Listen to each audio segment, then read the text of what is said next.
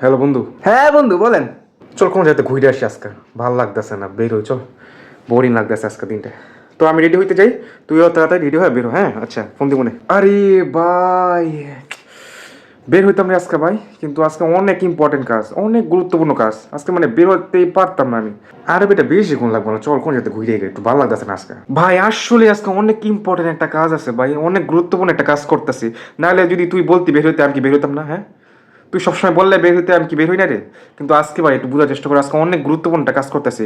আজকে সারাদিনই কাজটা করতে হবো ভাই। তো আজকে তো পসিবলই না কোনোভাবেই। বেশি কাজ থাক তাহলে, আর কি করার।